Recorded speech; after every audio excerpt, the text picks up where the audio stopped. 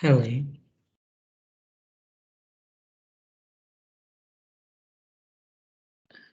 Hello. Good evening, later. Hello. Hello, Charles. Hello. Yes, hello. Okay, okay, very good, thanks. Yeah, for today's class, we are going to listen some of the remaining group from last week.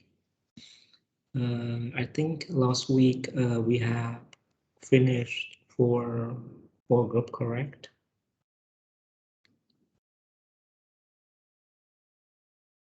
Hello. Dạ chưa, finish for group chưa? Yes, yes. Can we start with the group 5 for today until group 9?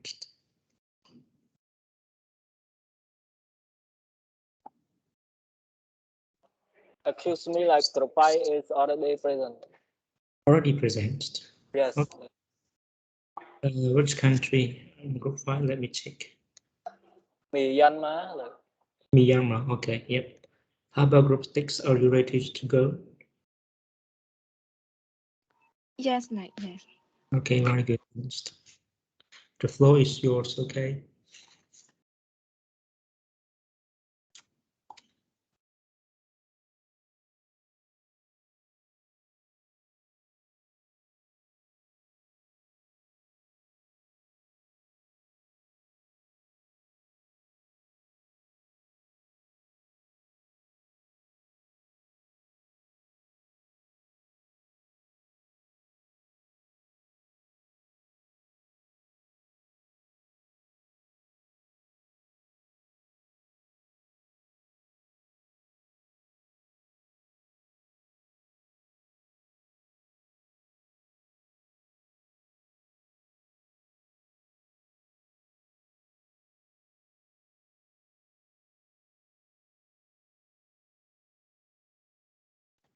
Yes, we can start now.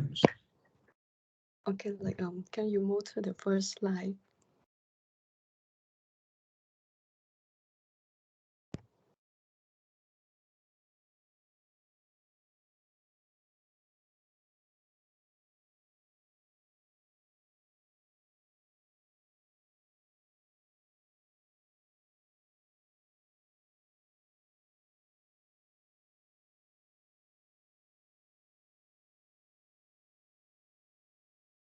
Okay, so good evening, lecturer and everyone. Today, from Group 6, we present about the overview and economic growth of Singapore. Next slide, please.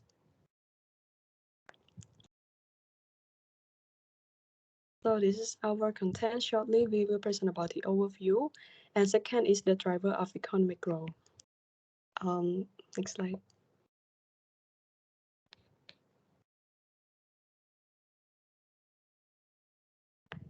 So for my part, I will represent about the overview of Singapore. In 2017, Singapore was ranked as the world's second most open economy by the Heritage Foundation Index of Economic Freedom, and also the world's second most pro-business region by the World Bank Business Report.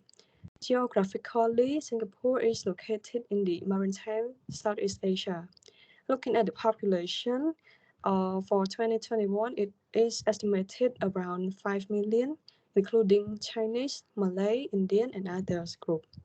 And in terms of the GDP in Singapore, in 2021, estimation is $102.742 per capita, while the economic level in Singapore is the high-income economy, or we can call it high-income country. Plus, the economic growth was around 3.2% in 2018, and this include value-added manufacturing, particularly in the electronic and precision engineering sector. It still remains the key driver of economic growth in Singapore. The country's main export are electronic manufacturing and machinery, financial services, tourism, and the world's busiest cargo seaport. While the country's main import are the commodity sector, including machinery and transport equipment, chemical products, and other various manufactured articles.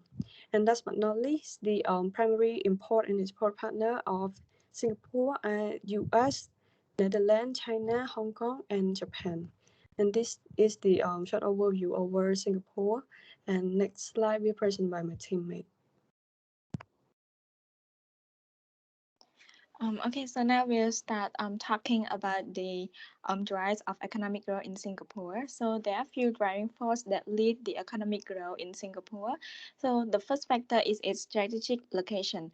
So despite the fact that Singapore came out from Malaysia, or we still stay in Malaysia, but it does not change Singapore's geography, meaning that it's still located in a really strategic location in the middle of a busy trade route. So Singapore does still benefits from those ports. So the second factor is it government. So next slide, please, Bong. Singaporean government is so like strong, stable, and corruption-free. The former Prime Minister of Singapore, Lee Kuan Yew, believed that in order to make a country achieve growth and prosperity, it is important to have a strong and efficient government, which means that the power needed to be under one government, and there are not so many opposition party. Even if there are some opposition parties, but those still cooperate with the government, with the official government. And basically, Singapore is ranked as the country with the least corruption. The third factor is that the Singaporean people itself are very united. The inequality is rarely seen in Singapore, and people focus on cultural diversity. In contrast, it is different from Malaysia. So in Malaysia, the population is really different from each other. Like those include Malay, Indian, Chinese, and other groups, which are similar to Singapore. But the difference is that in Singapore, the government emphasize the equality and diversity. So whenever they create a new policy, they make sure that every ethnic group would benefit from those policy, and they do not isolate the ethnic group. Like they value all of those group. So for example, if there was a building, they need to calculate the percentage of Chinese, Indian, or Malay that should and be able to live there. Therefore, they will live together and understand each other very well. And lastly, the last driving force of economic growth is the educational system. So Lee Kuan Yew believed that the population needed to be highly skilled, educated, and disciplined. Therefore, they definitely focus on developing the educational system and produce highly skilled people to boost the economy within Singapore. So this is all about our presentation. Thank you. Okay, thank you so much for your presentations. It's quite good already. Are there any questions from the listener?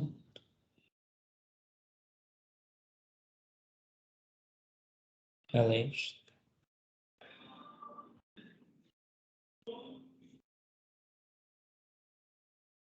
Okay. Seems there's no questions from your side.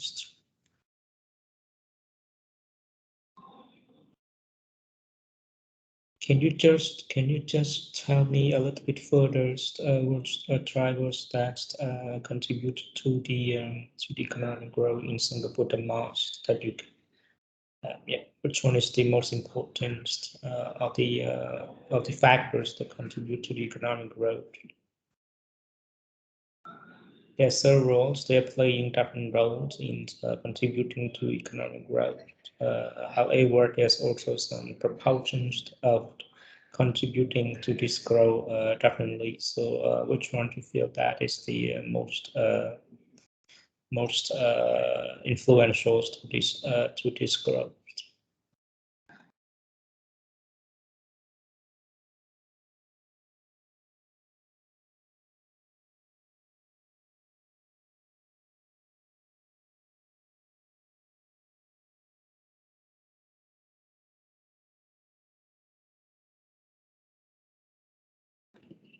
Hello.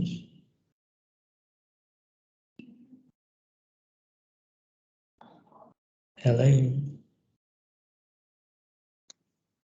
Only can you wait a bit? I discuss a little bit. Okay, it's all right.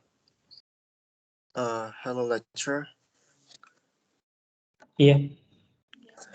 Yes, I would like to answer the question. To my belief and understanding, I think that the most driving force for the economic growth in Singapore it's trade. I believe that Singapore it's like an international economic hub where a lot of trade activities happen there. And if you take a look at the map, you can see from a geographical size of view, you can see that Singapore located in the middle of Southeast Asia.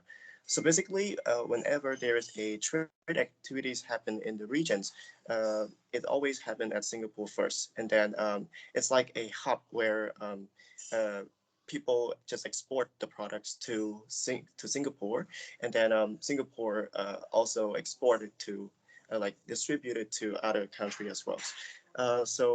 From what we can see geographically, we can see that Singapore can actually gain a lot of benefits from trade, and this actually contribute to the economic growth of Singapore. And I believe that there are some other factors that I believe is also the main driving force of Singapore as well, like its technology and of course its human resources and educations. Yeah. But I believe that trade is the most potential driving force for Singaporeans' economic growth. Yes, that would be it for me, lecturer. Okay. Thank you so much for this. A little bit further add some of your opinion.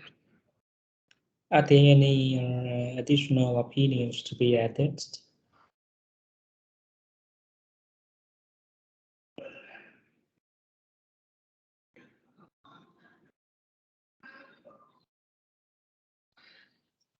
Okay.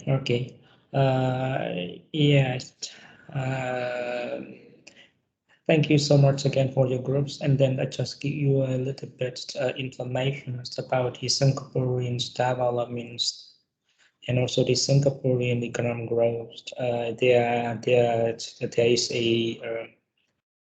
a concept that is called the contemporary Singapore. You can look at to this to that article, and then you will see the majors policy that Lee Kuan Yew and also Lee Hsien Loong they are implementing in order to boost the economic growth and also the social welfare in that country. Okay.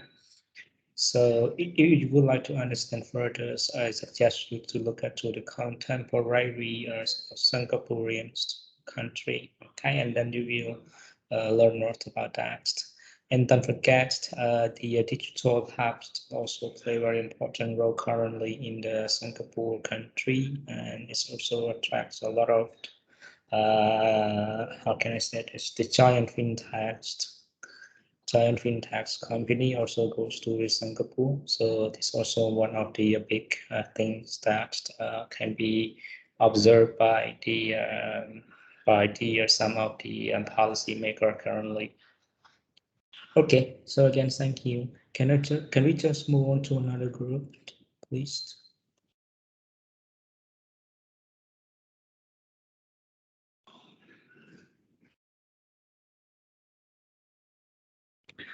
Excuse me, lecturer, do you hear me? Yes, I can hear you. So we are from group 7, and we will be presenting about the Republic of Indonesia. Great. And this is our contents. Yeah, we got two. The first one is the overview of Indonesia, and the second one is Indonesia drivers economic growth. And for the first one, the overview of Indonesia. So I'm gonna talk briefly about the overview of Indonesia, and my friend will talk about its economic drivers. The official name of Indonesia is Republic of Indonesia, and its capital known for Jakarta. And the total areas of Indonesia is 1.9 million square kilometer, and also known as the 14th largest island country by area, and Indonesia has the populations of 270 million people, with the majorities of Muslim. Indonesia government practice the unitary presidential constitutional republic, and the current president of Indonesia is Joko Widodo, which came in power since 2014. And in economic terms, Indonesia is known as the largest in Southeast Asia and the 16th largest in the world by World Bank. And the annual GDP of Indonesia is 940 billion US dollar. The GDP per capita is 3,800 US dollar. With this GDP per capita, it's make Indonesia ranking in the lower middle income country.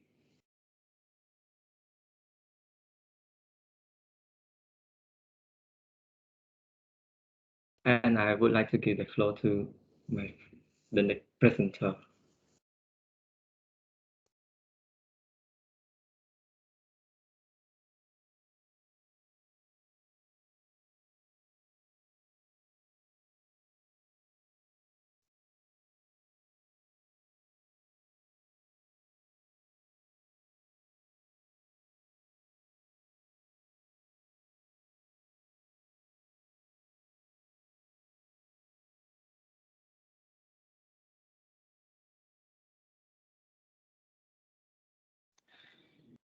Sorry, your second presenter is here. Yes, teacher, but maybe she was somewhere. Okay, okay.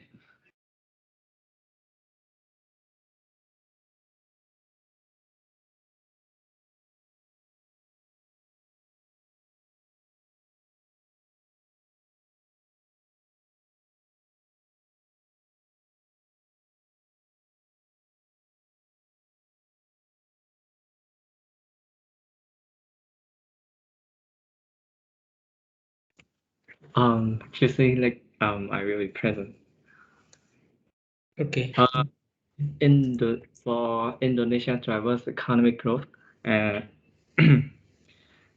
Indonesia economic has been driven by its service sector, agriculture sector, and its industry sector. And the service sector was the most prominent employer in Indonesia, accounting for 45% of local worker. And this was followed by the agriculture sector, which employ of 34% of local worker, and the industry sector, which accounts for 21% of local worker. Indonesia has a market-based economy in which the government play a significant role, including in administering price for some basic goods such as fuel, rice, and electricity. Significant foreign direct investment and government incentives have positioned the industry for future growth. Major industry sector include petroleum and natural gas, textile and apparel, mining, footwear, plywood, rubber, and chemical fertilizer. The service sector is equally as important to Indonesia economic, accounting for 43% of GDP in 2015. And uh, about the agriculture, on the other hand, only accounting for 14%. The Indonesian main trading partner are Japan, China, Singapore, and South Korea. The United States also a significant export market. Indonesia most important export commodity are oil and gas, mineral, crude palm oil, and rubber product. And this is all for our presentation. Okay, thank you so much, Indonesia Group. Are there any questions from the listener?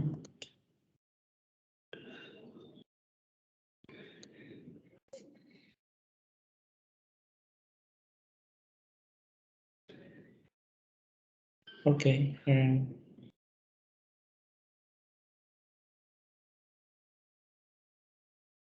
Okay. Can you just a little bit tell us in more details what kind of services that the Republic of Indonesia is being implementing and that contribute to the growth?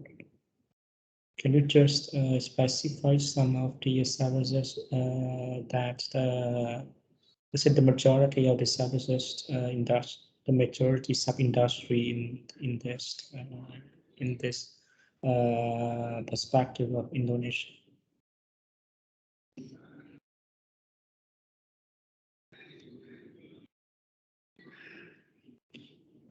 Um, I think mostly tourism, the service which provided by the local worker are on tourism and food industry. Okay, how about the others group members? Hello, like, could you hear me now? Yes, of course.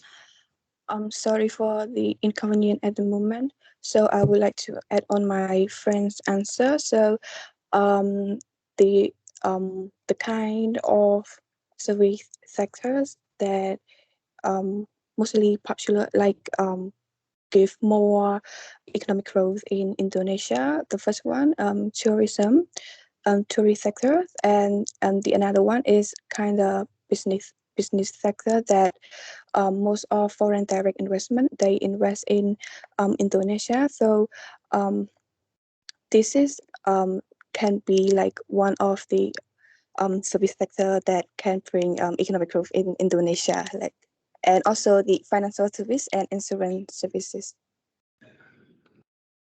Okay, yeah. Thank you so much, Dennis. If you look at the financial development degree or the financial development levels in Indonesia, it can be one of the top five in among the Asian member states. I believe that the highest one should be the Singapore, like you already know.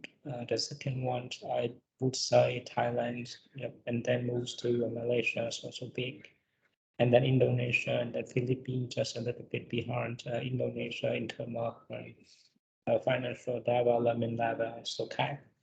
If you want to understand about this well in terms of the services here, you may refer to the IMF papers. One of them will measure the level of financial development levels. There are four factors that the IMF used it in order to capture it. Okay, so to understand it well, let's get through that materials. Okay, let me remind you a little bit. Since we are doing 7 group already, and then when we finish all the groups, there might be the reflections papers that you are going to write about. Okay, just let you know first. Maybe I'm not 100% sure that you feel interested in the other group presentations.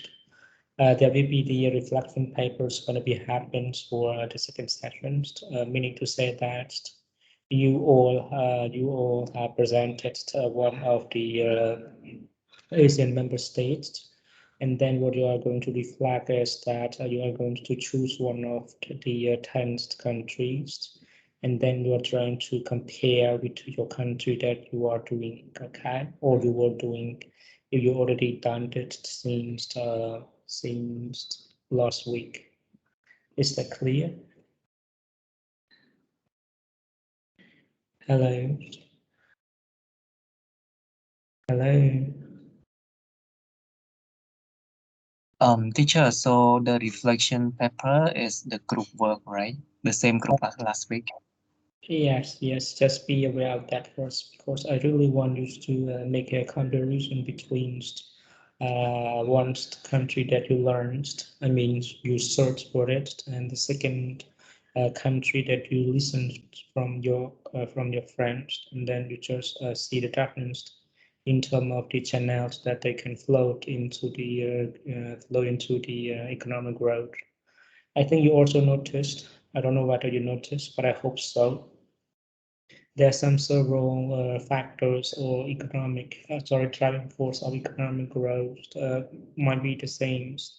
Uh, several groups are presented by because of the services industry, manufacturing industry, agricultural industry, and sometimes mentioned about the applications, something like that. Those are the factors I can say like this. But in order to understand well, you need to understand the channel from that drivers to bring growth. Okay, that's why I wish that you could write a reflection papers by comparing one country to the country that you have searched so far. Okay, just let you know about this in advance. Okay, and for the second session also, I'm going to tell you about your assignment too for this course. Okay, not international trade, but for the regional economy course. Okay. I will tell you what we are going to do with the assignments. Okay, so that is for the other topic or other facts that we are going to talk shortly.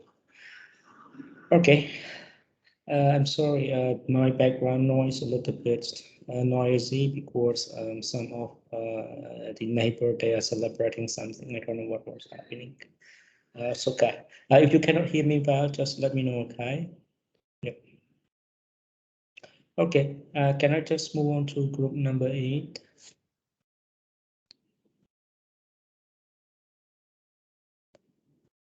Hello.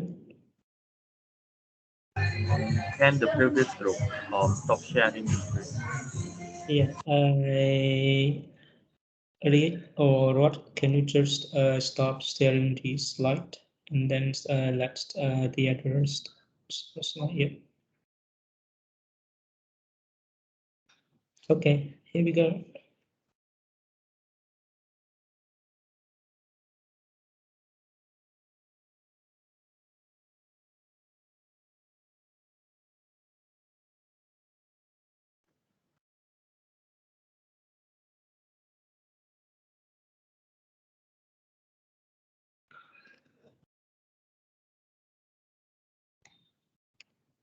Yeah, we can see your slide, me. Can you move to the first slide, please?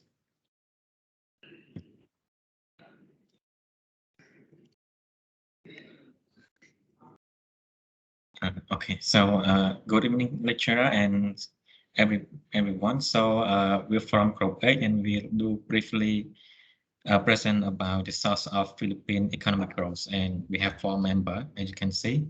So move on to the next slide. Here is our content. So we have first one is introduction. The second one is the source of Philippine economic growth, which is divided into 3 parts. And the last one is about the conclusion. So let's move on to the next slide. So the first part is about the introductions, and we're going to look a quick overview of Philippines. So in 2020, the populations of Philippines is about 109.6 million, and the GDP is about 361.5 billion US dollar, and for the GDP per capita is about 3,298.83 US dollar. And so for the Philippines has been one of the most dynamic economic in the East Asia Pacific regions. And according to the World Bank, the Philippine economic growth rapidly, and like for instance, the average annual growth between 2000 and 2009 was 4.2%, and it's increased to 6.4% between 2010 and 2019. Also, the Philippine economic growth have also made progress in delivering inclusive growth on poverty, which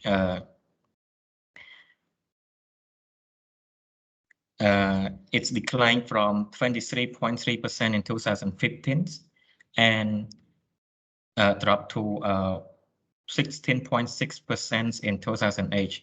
With this great result and improvement that Philippines produce from time to time, we can see that they have are three main sectors that contribute to this improvement of the economic growth in Philippines. And the next three part will be presented by my teammates. So this is an annual part. And move on to the next slide.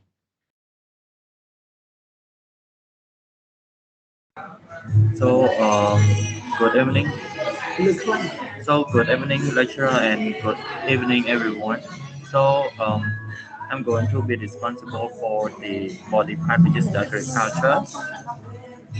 So, the sources of the Philippine economic growth are contributed by three main sectors. First is the agricultural sector, second is services, and third is industry sector.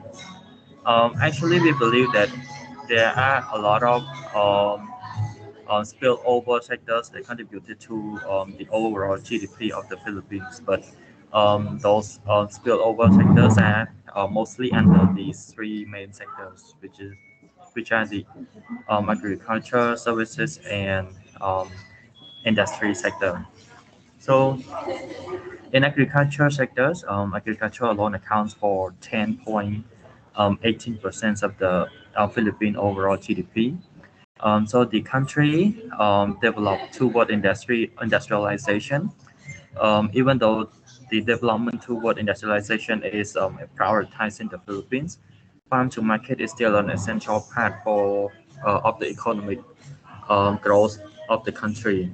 Um, the agricultural sector that contributed the most to the Philippines economy, including rice farming, fishing, livestock, and poultry farm.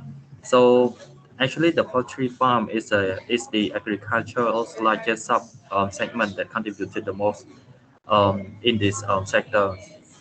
Um, for for additional information during the 2020 and this early 2021, as the country suffered from COVID-19, the government of the Philippines also prioritized a lot to agriculture. This is because the import and export was slowed down, and for some reason it dropped as well. So from 2000, early 2020 to early 2021, we can see that agriculture is to boost economic growth and economic development in the Philippines purposely by the government. Um, the agriculture alone, actually, they provide a lot of agribusiness opportunity to the people. Um, um, and meanwhile, the government also created a lot of new platforms like online platform where the farmers can directly connect with the consumers via online platform to sell the agricultural products. Agriculture sector also enhance rural employment, like a lot of people who doesn't really have who who was affected by the COVID-19 effect, who loses their job, they went to their hometown so they can continue doing agriculture. So it also have developed the rural area there as well. So this is how the agricultural sector alone contribute to the overall GDP as well as the economic growth of the Philippines. My other teammate will be responsible for the two other main sectors. Good evening, lecturer, and hello, everyone. So I'm responsible for the service sector. So service sector account for 57% of the Philippine economy, being the largest contributions of the employment provider. The export of services, including wholesale and retail trade, transportation, storage, communications, financing, and insurance industry, real estate, business services, tourism, and other personal services. The share of this service sector in GDP has exceeded of the industry sector since the mid 1980s. Not to mention, the Philippines also has been enhancing its tourism sector by expanding this sector to boost more economic growth across social group and region, including poor and remote or rural areas. For example, in 2019, the travel and tourism industry contributed around 12.7% to the country GDP. The Philippines also has been enhancing the prospect of the Filipino people, including technical skills, managerial and entrepreneurial talent, so that people will be able to work more productively. It ends on my part. I would like to pass the floor to my teammate. So thank you. For this point, I'm going to talk about the industrial sector of Philippines. So industry account for 33% of the economy. And again, the industrial sector has made a fair and sustained contribution to the GDP of the Philippines over the years, and averaging 34% during 1980 to 2014, and dropping to 30.8% in 2018. And the sector also employ 18.39% of the country's workforce. Also, the government of the Philippines is like trying to attract foreign direct investment in the country by improving its infrastructure. And the country has developed a number of economic zones which have attracted many foreign companies. And there are reports that predict some companies are set to relocate their production from China, their traditional base, to the Philippines and neighboring countries in Southeast Asia. And this measure will help sustain the growth of the industrial sector in the years to come. The major industry of the Philippines include manufacturing and agribusiness. Within manufacturing, mining, and mineral processing, pharmaceutical, shipbuilding, electronic, and semiconductors are the focus area in the Philippines. So moving on to the next slide. In conclusion, the main growth driver of the Philippines are agriculture, industry, and service. As our group has already mentioned that agriculture account for 10%, industry for 33%. The last one is service for 57%. So last but not least, I would like to state the difference between like Cambodia and Philippines in terms of agriculture. So we all know that agriculture in Philippines account for 10%, and also the country is moving into, developing into industrialization, farm to market. And while Cambodia, agriculture account for 22% of Cambodia GDP and employ about 3 million people. So that's from our group noticed the difference between Philippines and Cambodia in terms of agriculture. So that's all from Group 8. Thank you. Okay, thank you so much for Group 8. Are there any questions from the listener in terms of the Philippines country?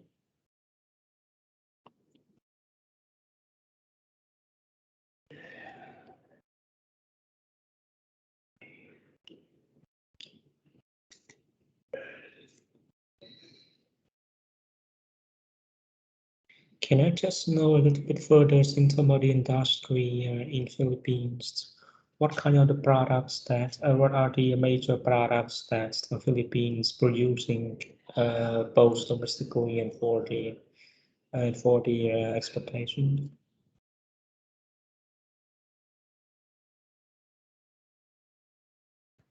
So to clarify again, the product that industrial sector produce, right, lecturer? Yes, the major products that the Philippines produce and that could contribute to the growth. There might be several specific products or the important products that played a role in this industry, right? Yep. So mostly Philippines focus on the area like, and including also products, which is manufacturing and mining, mineral processing, and electronics. I hope I answered your question, teacher.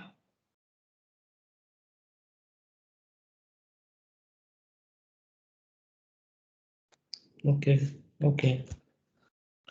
Beside mining sub-industry, are there any products that they produce recently, or let's say that they put more concentration on their productions? Let me give you, for example, in Cambodia. Let me give you one example. In Cambodia, if you look at we always say that, not always, some people believe that agriculture sectors play the important role in contributing to the growth. And then what are the commodities that the agriculture industry in Cambodia that produce? Mostly we prioritize to the right sectors.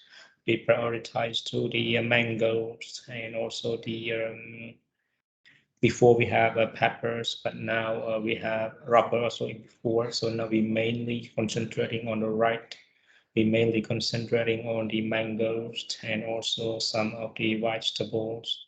That is called the for domestically consumption. That is the vegetable type. So I believe that in Philippines, we might the same. There are several very big industry in terms of agriculture.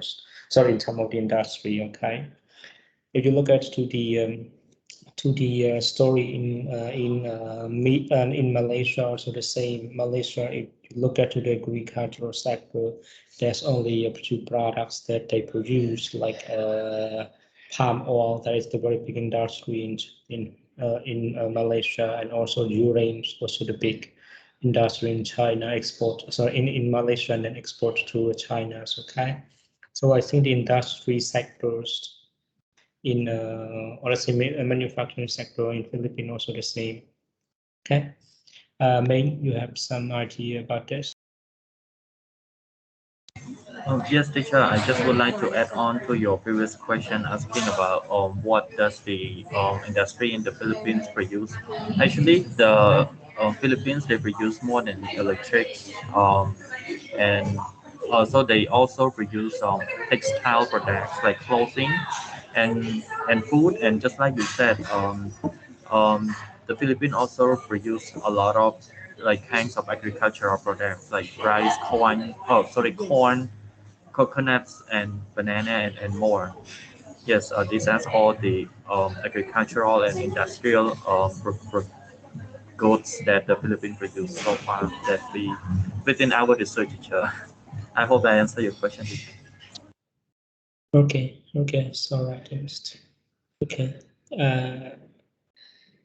Any additional idea you would like to address, Moni? Yes, teacher. So beside what my friend have mentioned, I think Philippines is also the world largest producer of coconut, pineapple, and one more thing. I'm not so sure abaca, but I don't know what is it. It is the main three fruit that Philippines export the most. Teacher. It is Okay. all from me. Okay, thank you, Moni, and also thank you, saying and also Ming for your hard work on this. Also the group members. Okay, can we just move on to the next group, group number 9?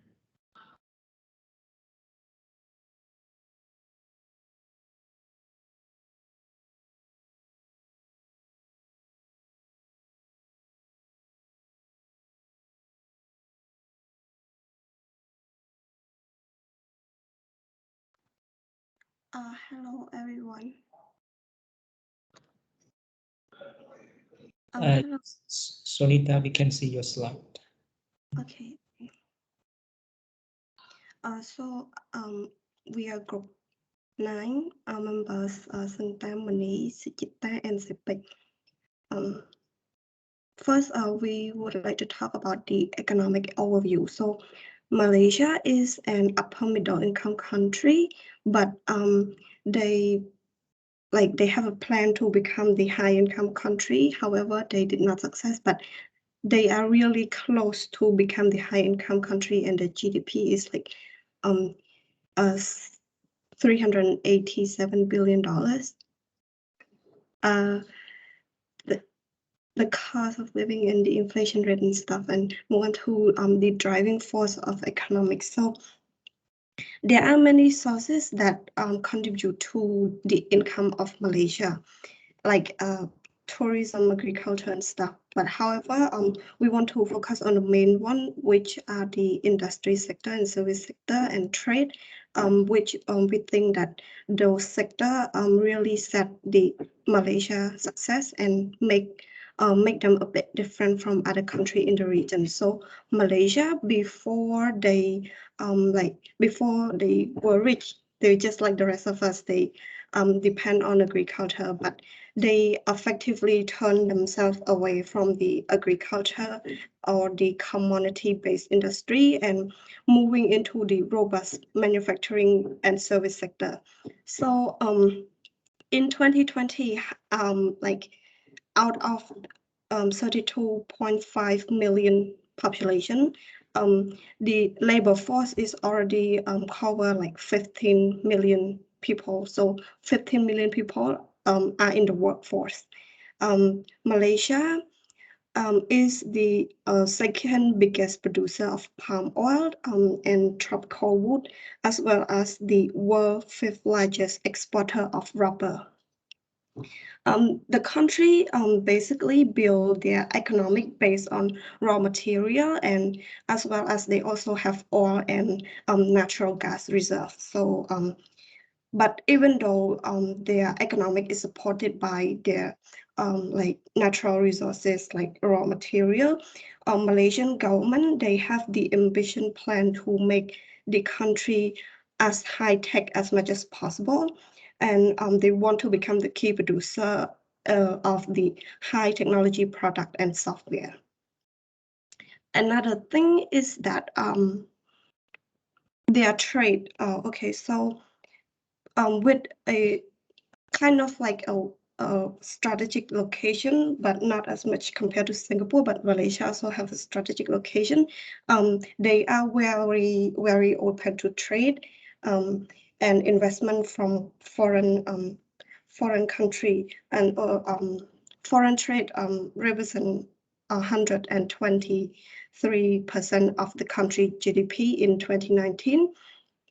And Malaysia is also a part of one of the largest free trade agreement that include the ASEAN and also ASEAN free trade agreement partners such as Australia, China, India, Japan, and New Zealand, and South Korea. So their trade partner include China, Singapore, United States, and Japan. And the main thing that they export are electronic integrated circuit and micro-assembled crude oil and petroleum products, semiconductors, and palm oil. And the export could reach up to $200 billion and $238 billion, and import reach $205 billion. So like they have positive trade something. And another thing is that they have a really high export in the service sector, which back in 2019, they export up to $40 billion worth of services. That's it from our group. So, how to stop share the screen? Oh, okay. Okay, thank you so much, Sonita, for your efforts in terms of doing presentation here for us. Are there any questions from the listener in Malaysia?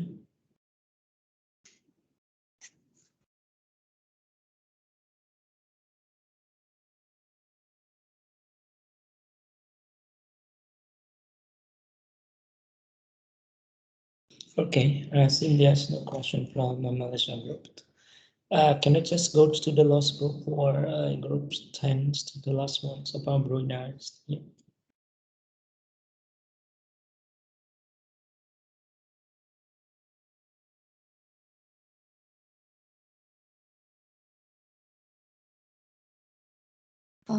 Hello, like, can you see my screen? Yes, I can.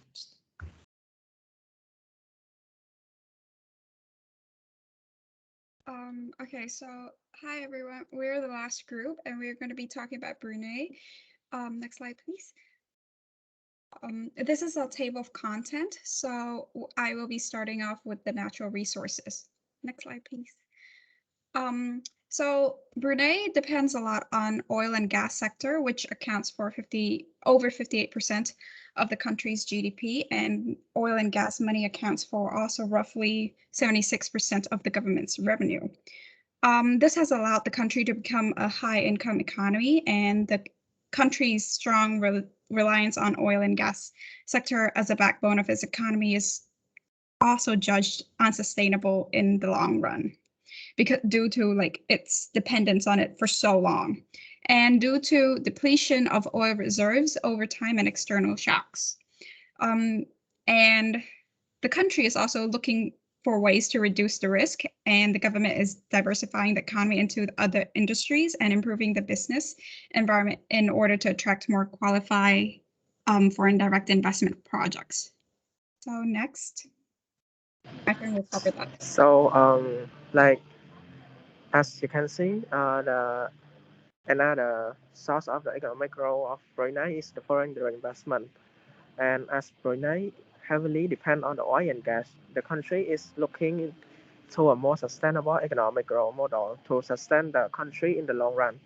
The diversification to her economy is foreign direct investment, and in order to reduce the risk of oil and gas too much dependent, even though the number is still relatively small in comparison to her neighbor. The foreign direct investment in Brunei as of 2019 account for $3.8 billion, in which contribute to the GDP approximately 27%, and it created around 2,000 jobs for the Bruneian. The investment heavily fall into refinery production, construction, service, and ammonia and urea productions. Although the number is still small, but Brunei has issued a development plan called Brunei Vision 2035 to prioritize five important sources of economic growth, including downstream oil and gas, food, tourism, service, and ICT, which is the information and communication technology.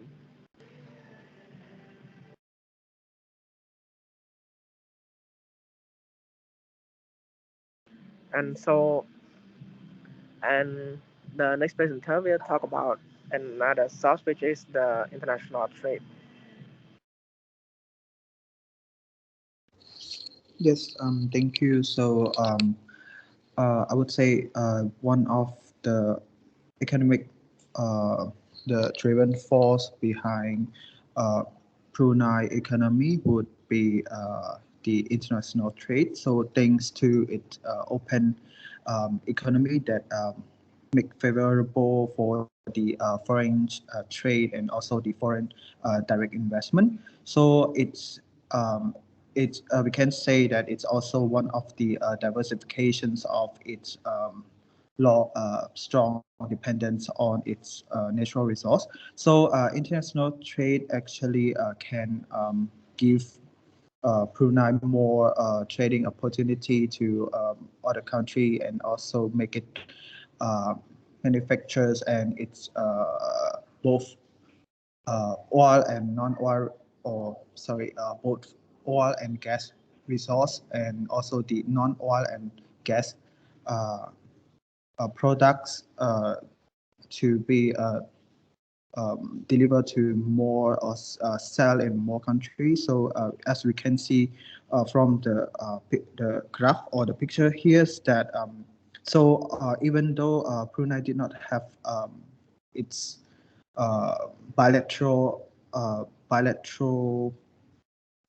free trade agreements, but it's thanks to ASEAN. Uh, so Brunei can also enjoy a lot of the free trade agreement status as a member of ASEAN. So we can see the graph here, and also Brunei also have signed many bilateral investment treaty with the countries such as Bahrain, China, Germany, India, Korea, Kuwait, Oman, and Ukraine. So which actually can make us a base treaty. So the reason is that so when we can country and country being like they are doing trade, they need to sign a bilateral investment treaty, so be able to use as a legal documents for the business, so they can trust on that thing. So we can see that the international trade is also count as a economic driven force behind Brunei economic growth. Yeah, thank you. So the next part is um, yeah.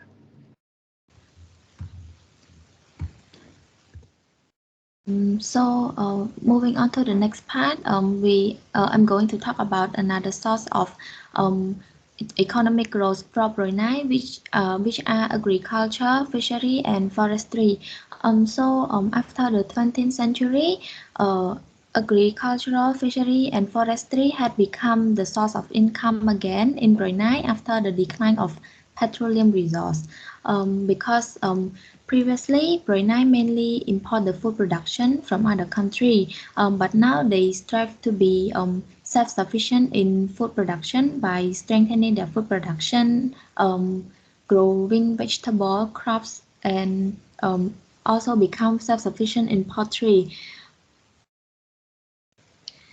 As a result, in the 21st century, Brunei is now self-sufficient for pottery, eggs, and vegetables. And moreover, they also produce more fish than they previously import as well.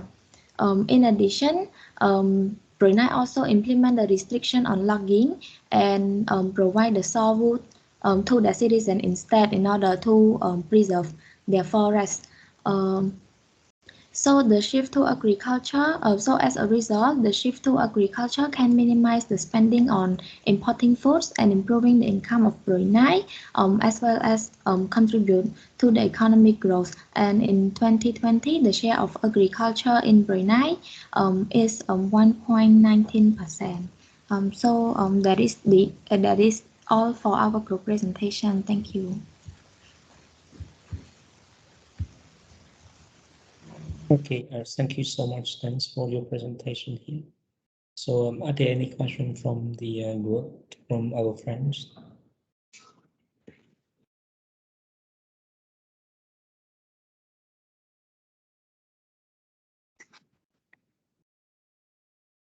Okay, I'm really curious that the international trade could play the role in Brunei. I don't know whether your group have discovered further in terms of the trade patterns in Brunei, or let's say the commodities of exportation and importations in Brunei.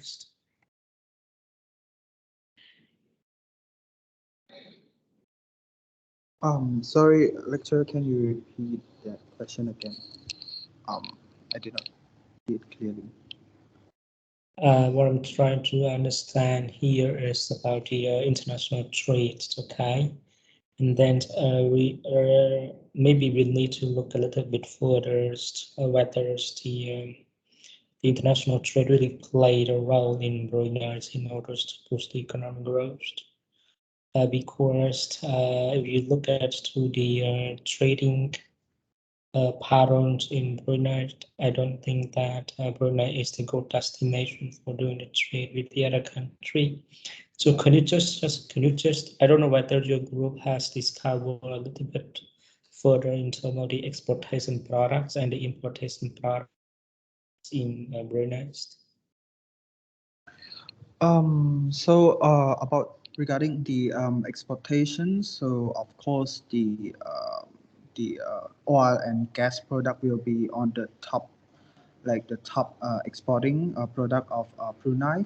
So regarding the importing, I would say so actually most of the um, how to say the other products was actually all imported. They did Brunei did not have a lot of manufacturers factories inside the country. So a lot of the how to say the daily use product or goods thing all depends on the depend on importing. So yeah, so this is what we found.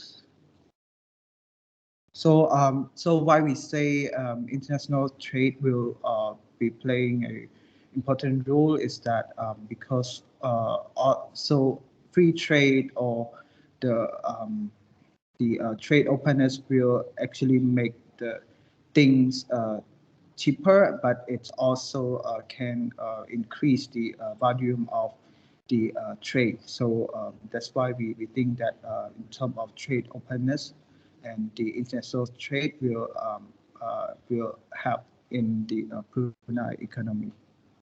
Uh, this is from my understanding. Okay, thank you so much. Thanks. Are there any additional ideas your team would like to add?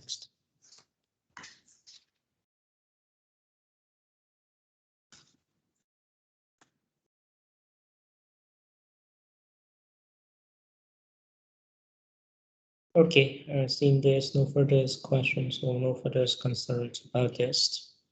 Again, okay, can we just have a little bit earlier break for today? And then we're gonna start by 7:20. I would say by that way. For the second session, I will give you some instructions, some other reflections papers. And also the assignment topic is going to be shared to you by the second session too, okay? Hello, can you hear me well? Yeah, teacher, yes. Okay, very good then. So please have a small break, and then again, thank you so much for all the group presentation here. Some of you did very good jobs, but some still others need some further improvements. Okay, especially for the information discovery. Okay, yep. So in overall, it's good. Okay, so again, thank you so much for the first session. Just have a small break, and then we can return back by 7:20. Yep. Okay. Yeah, teacher, see you. Yes, like Okay. Very good. Thanks. Let me end our meeting. Thank you.